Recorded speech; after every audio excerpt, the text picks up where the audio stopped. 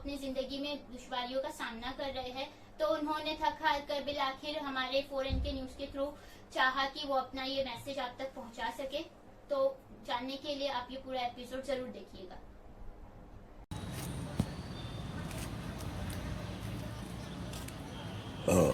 तालाब लो।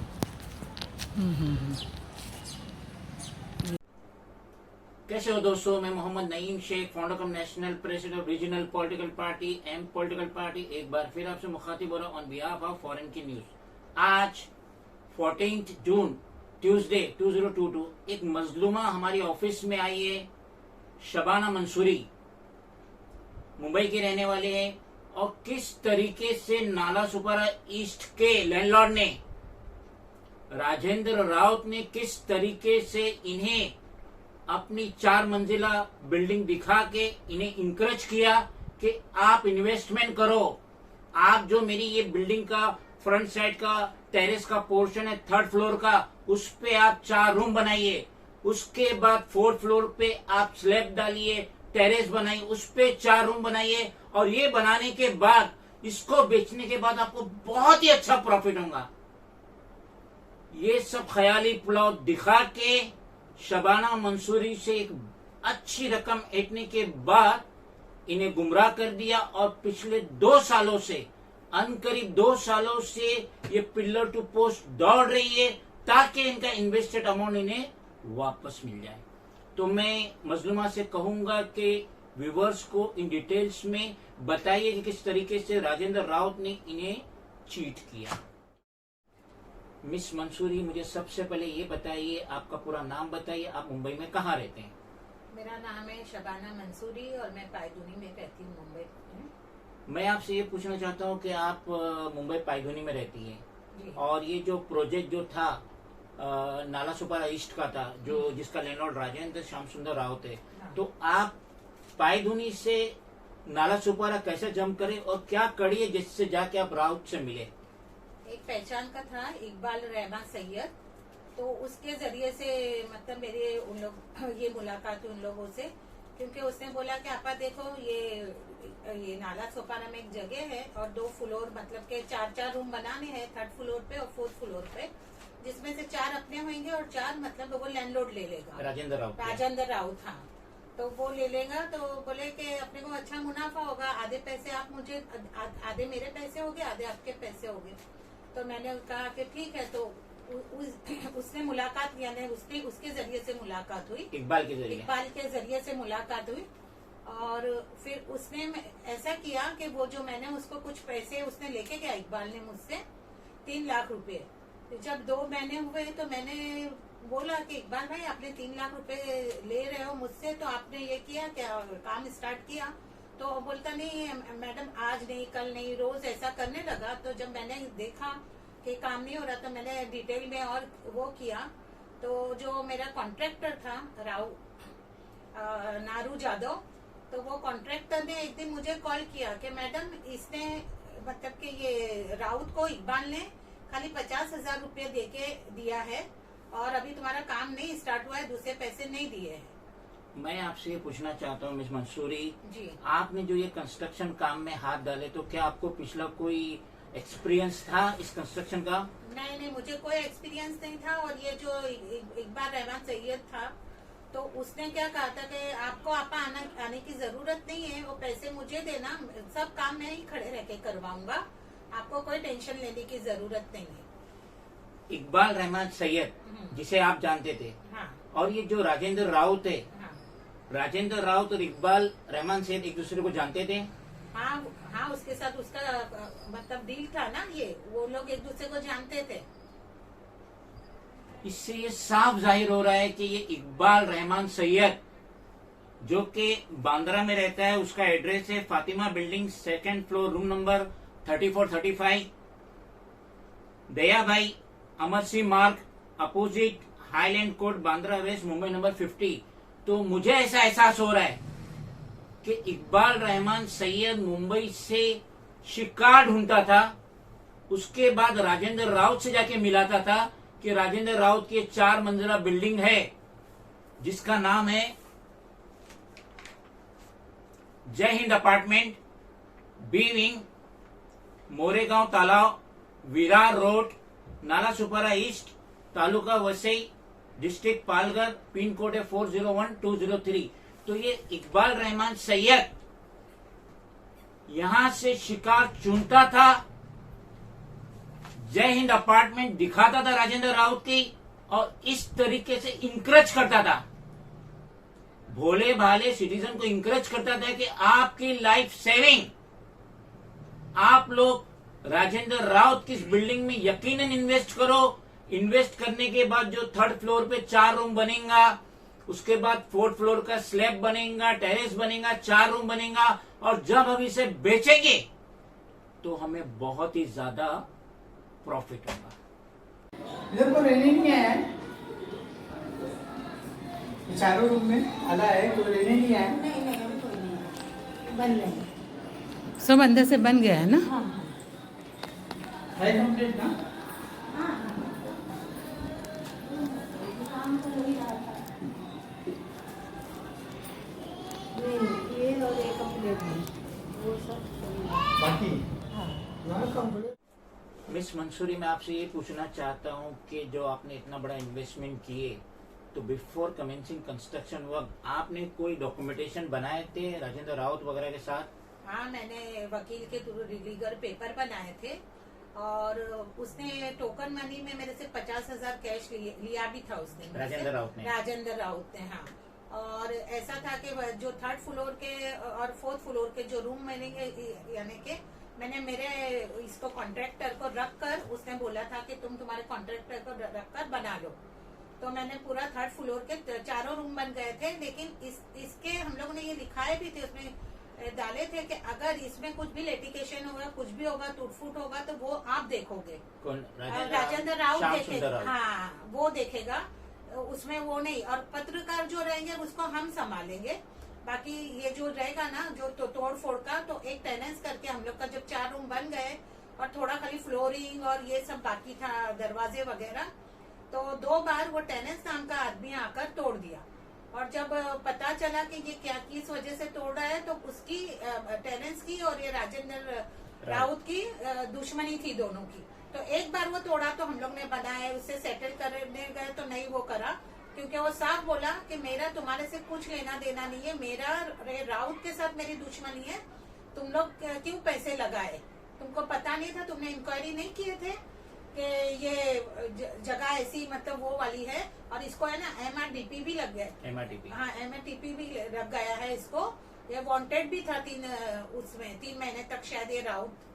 तो मैं ये पूछ रहा हूँ आपसे कि राजेंद्र श्याम सुंदर राउत, इसके ऊपर MRTP लगा है, एक्ट 1966। हाँ, इसने आपसे पैसा लेने के टाइम पे 50,000 लेने के टाइम पे लीगल डॉक्यूमेंटेशन बनाने के लिए इस जैन अपार्टमेंट के कंस्ट्रक्शन का आपको बताया कि उसके ऊपर MRTP है?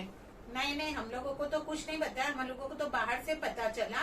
और ये टेरेंस के भी साथ उसका क्या था क्या पता, जब वो मतलब कि जब उसको मिले जाकर तो पता चला कि उसकी दोनों की दुश्मनी है, कुछ लिटिगेशन है।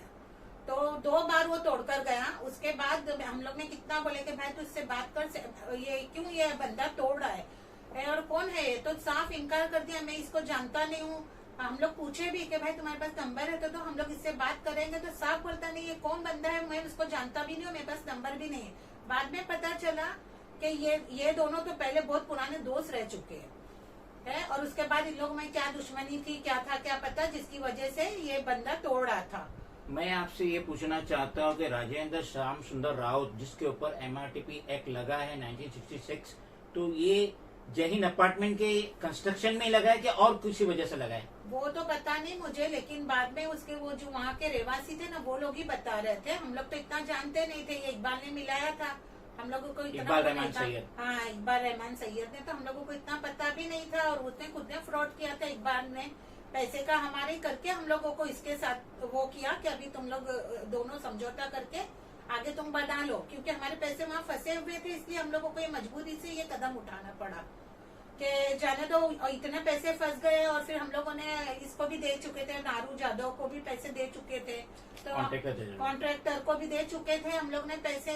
तो फिर इतना पैसा वापस निकालना भी मुश्किल था, इसलिए हम लोगों ने ये राउत से एग्रीमेंट साइन किया कि चलो जाने दो, आगे तो सब अच्छा ही होगा अगर होगा तो, लेकिन पता नहीं था। और ये लोग ही पत्रकारों को भेजते थे।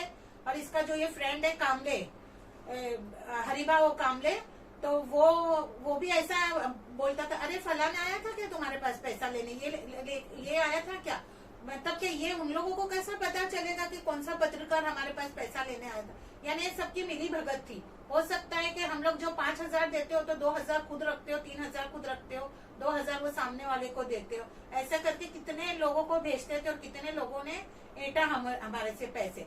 ये और फिर इसके बाद ये जब इसका टेनेंस का नहीं सुधारा हो रहा था कुछ, तो मैं उनको फोन उसको करती थी, राउत को। तो पहली बात तो 10 फोन करूं या 20 फोन करूं तो एक फोन उठाता था कभी, और बताता हाँ काम चालू है, मेरे सर से मालूम वो करते हो, मेरे सर से सेटिंग कर रहा हूँ। और आज तक वो सेटिंग हुई नहीं शायद उसकी। और अभी मुझे क्या बोलता है कि जब मैं फोन बहुत करने लगी तो क्या कहता है कि चलो चलो, बोले छोड़ो, बोले तुम्हारे से होने वाला नहीं ये काम, और चलो हिसाब करके निकलो चलो। ऐसा बोलने के बाद मैंने बोल दिया कि चलो हिसाब कर दो हमारा, हम लोगों को ये काम नहीं करना है। तो उसने फिर क्या किया कि फोन ही उठाना बंद कर दिया। अब उस इतने फिर मैंने 3-4 महीने के बाद, जब मैं वहाँ पे 4-5 महीने के बाद जाके जब मेरी जगह पे मैं देख रही हूँ, तो उसने क्या किया कि पूरा जो हमारी दीवारें वो खाली फ्लोरिंग बाकी थी और विंडोज लगना बाकी थे और ये टाइल्स वगैरह लगने बाकी थी। तो उसने क्या किया, वो टाइल्स वगैरह सब लगा। मुझे ना हिसाब किया मेरा, ना कुछ नहीं किया, ना एग्रीमेंट पे उसने मेरा एग्रीमेंट भी यानी कि वो नहीं किया। उसका क्या चाहिए था कि अगर ये काम करवा रहा है वो अंदर, तो वो एग्रीमेंट मेरे से पहले मेरा पैसा दे के एग्रीमेंट कैंसिल करता, उसके बाद ये काम करता। इसने क्या किया, इसने फ्रॉड किया एक तरह से। अब मैं जाके देख रही हूँ तो उसने क्या किया कि पूरे दरवाजे लगा के ताले मार दिया दरवाजे में, यानी वो पूरे चारों रूम पे अपना कब्जा कर लिया उसने। 3rd फ्लोर के चारों रूमों पे कब्जा कर लिया। ना इसने मुझे बिल्कुल भी ऐसा इन्फॉर्म भी नहीं किया। और तो मैं जानकारी के लिए मैं गई, जाके देखी कि क्या हो रहा है, वो वैसा ही पड़ा है क्या है, और ये क्यों मेरा हिसाब नहीं कर रहा है, जब बोल रहा है कि तुम्हारे पैसे लेके निकलो चलो, तुम्हारे से नहीं होने वाला।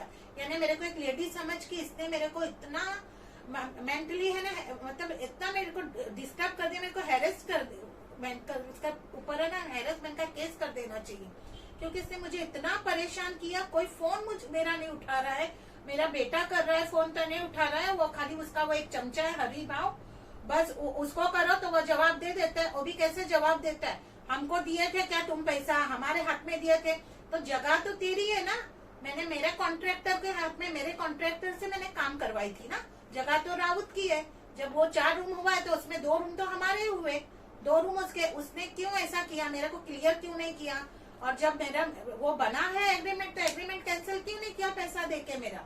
यानी कितना बड़ा चीटर है, कितना वाहियात आदमी है ये देखो। और इन लोगों का चलता है मेरे ख्याल से, वहां पर एक रूम लोग 2-2, 3-3 को बेचते हैं। क्योंकि मेरे सामने एक लेडी दूसरी भी आई थी, वो हरिभाव को बोल रही थी कि मेरा रूम खाली करके ऐसा किया इन लोगों ने कि मैं दूसरा दूंगा तुमको, और बोले देखो हम लोग बेघर हो गए। यानी लगता है ये लोग ऐसी सब खिचड़ी पकाते हैं अंदर।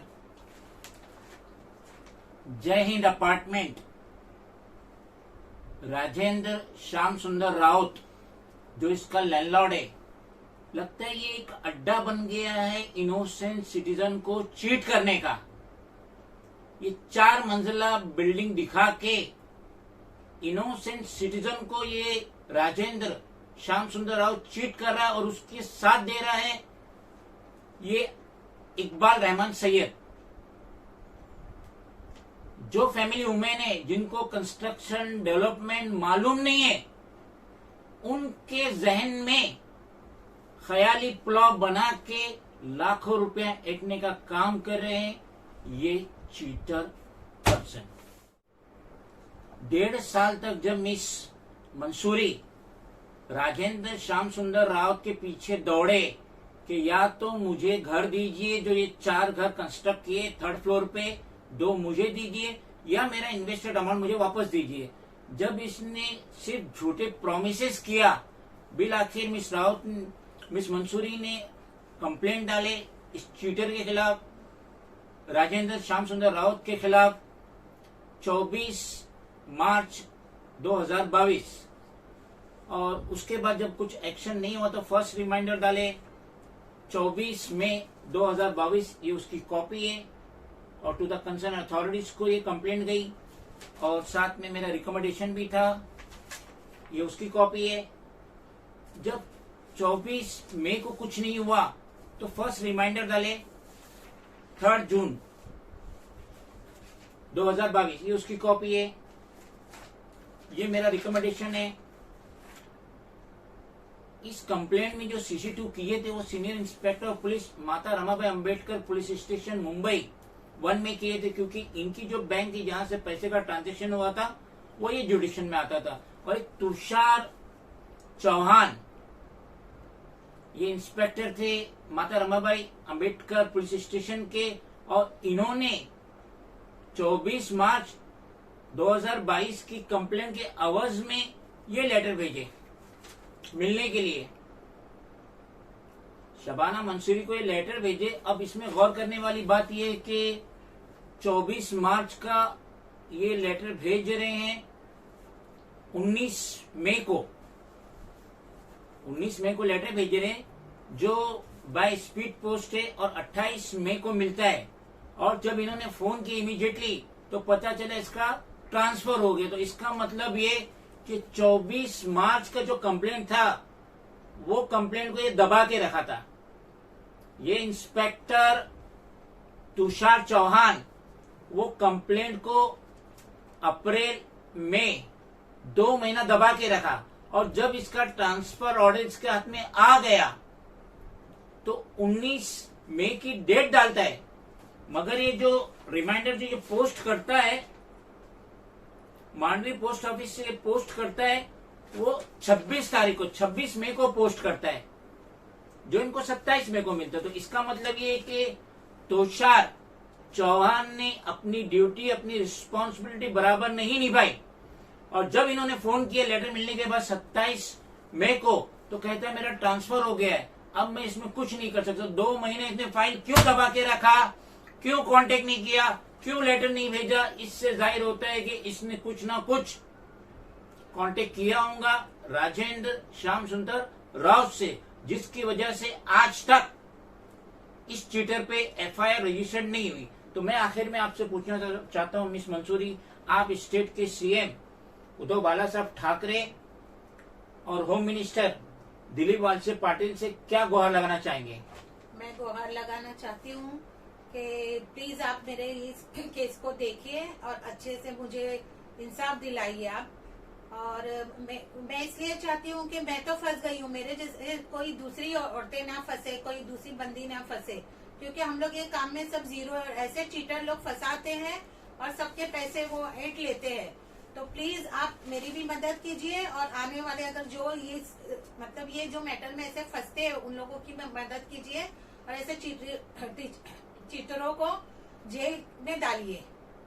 हम भी उम्मीद करते हैं कि राजेंद्र श्याम सुंदर राव, जिसका मोबाइल नंबर है 7709547473, दूसरा नंबर है 7499044653, और ये रहता है अनीता अपार्टमेंट, नागिनदास पाड़ा, नाला सुपारा विरा रोड, नाला सुपारा ईस्ट, तालुका वसई, डिस्ट्रिक्ट पालघर में रहता है ये। और इसने नोइंगली चीट किया है शबाना मंसूरी से, तो इसको सख्त से सख्त सजा मिलनी चाहिए। इस पे FIR रजिस्टर्ड होना चाहिए। ऑलरेडी इस पे MRTP एक्ट लगा हुआ है, शायद ये बेल पे होगा। और इसका जो भी इलीगल कंस्ट्रक्शन इसको रेज करो, क्योंकि इनके साथ चीट हुआ है। इनका पैसा लेने के बाद, इनका 2 साल बर्बाद करने के बाद, इनको आज इसने 0 पॉइंट पे लाके खड़ा किया। और हम उम्मीद करते हैं कि राजेंद्र श्याम सुंदर रावत पे इमीडिएट स्टर्न एक्शन होगा। कैसे कह दूं कि थक गया हूँ मैं, कैसे कह दूं कि थक गया हूँ मैं, न जाने कितने चिरागों का हौसला हूँ मैं। अगर आपको ये वीडियो पसंद आए तो please do like, share, comment, subscribe and please don't forget to press bell icon button.